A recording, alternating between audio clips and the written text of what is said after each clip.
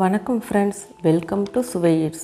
இன்றைக்கி நம்ம சேனலில் ரொம்பவே ஃபேமஸான மில்க் ஸ்வீட் ரெசிபி கலாக்கந்த் வீட்டிலையே எப்படி ஈஸியாக பண்ணுறதுன்னு பார்க்க போகிறோம்.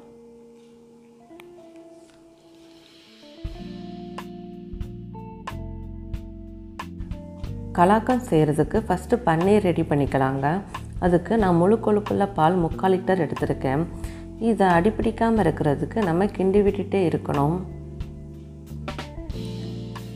இப்போ பால் நல்லா காஞ்சி கொதித்து வரும்போது எலுமிச்சை சாறு 2 டேபிள் ஸ்பூன் எடுத்திருக்கேன்.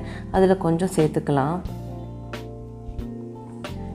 இது கிண்டி விட்டுட்டே இருங்க, பால் திரிய ஆரம்பிக்கும்.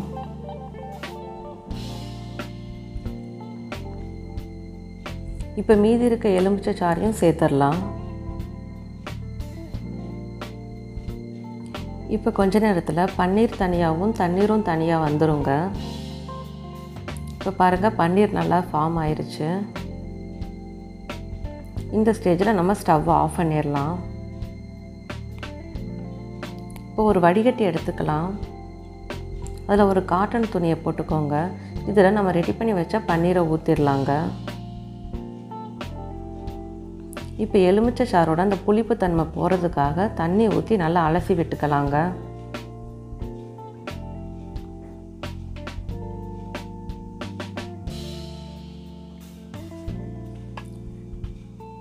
இப்போ இந்த துணியை நல்லா இறுக்கமாக கட்டிக்கலாம்.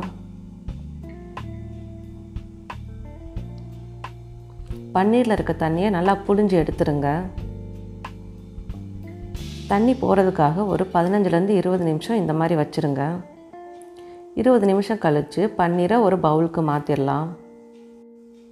ஒரு பேனில் 3/4 லிட்டர் அளவுள்ள முழு கொழுப்புள்ள பால் எடுத்துருக்கேங்க. இந்த பாலை நல்லா கொதிக்க வச்சிடலாம். இந்த பால் பாதி அளவு குறையிற வரைக்கும் கிண்டி விட்டுட்டே இருங்க. சைடில் படிகிற பால் ஆடையெல்லாம் எடுத்து பாலில் சேர்த்துடலாங்க. இப்போ பால் கொதித்து பாதி அளவு குறைஞ்சதும் நம்ம ரெடி பண்ணி வச்ச பன்னீரை சேர்த்துடலாம். இப்போ இதை நல்லா கலந்து விட்டுட்டே இருங்க.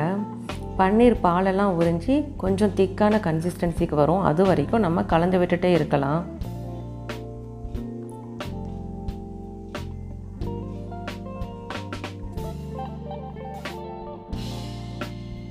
இப்போ 1/2 கப் அளவு சர்க்கரை எடுத்துக்கிறேங்க. நீங்கள் உங்கள் இனிப்புக்கு தகுந்த மாதிரி எடுத்துக்கோங்க. சர்க்கரை கரையிற வரைக்கும் நல்லா இதை கலந்து விட்டுட்டே இருக்கணும். இப்போ வாசத்துக்காக ஏலக்காய் தூள் 1/4 டீஸ்பூன் சேர்த்துக்கலாம். இதை நல்லா கலந்து விட்டுட்டே இருக்கணும். சர்க்கரை கரைஞ்சி தண்ணி விட ஆரம்பிக்கும். அந்த தண்ணியெலாம் வற்றி நல்லா திக்கான கன்சிஸ்டன்சி வர வரைக்கும் கலந்து விட்டுட்டே இருக்கணுங்க.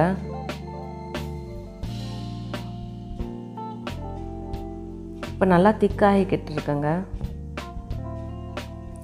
இப்போ இந்த ஸ்டேஜில் நம்ம ஸ்டவ் ஆஃப் பண்ணிடலாம். ஒரு ட்ரே எடுத்திருக்கேன். இதில் எல்லா சைடும் நெய் அப்ளை பண்ணிக்கணுங்க. இப்போ இதில் கலாக்கந்த் கலவையை நம்ம சேர்த்துடலாம். கலாக்கந்த் சூடாக இருக்கும்போதே நம்ம வேறு ஒரு ட்ரேக்கு மாற்றிடணும். அப்போ தான் செட் பண்ண முடியுங்க. இப்போ இதை நல்லா செட் பண்ணி விட்டுக்கலாம்.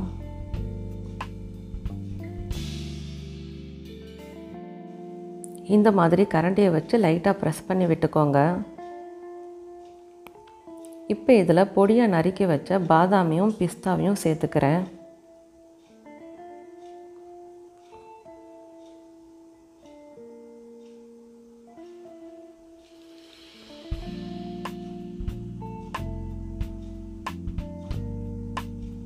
இப்போ இதை இந்த மாதிரி லைட்டாக ப்ரெஸ் பண்ணி விட்டிங்கன்னா பாதாமும் பிஸ்தாவும் கலாக்கந்தோட நல்லா செட் ஆகிக்கிறோம்.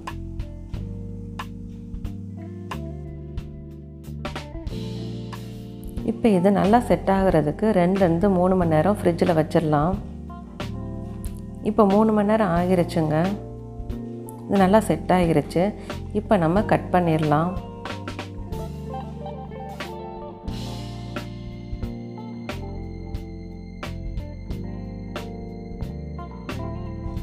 இந்த ரெசிபி பண்ணுறதுக்கு உங்களால் பன்னீர் ரெடி பண்ண டைம் இல்லாட்டி ஷாப்பில் கூட பன்னீர் வாங்கி கலாக்கந்த் பண்ணலாங்க. இப்போ இதை நம்ம பிளேட்டில் வச்சிடலாம்.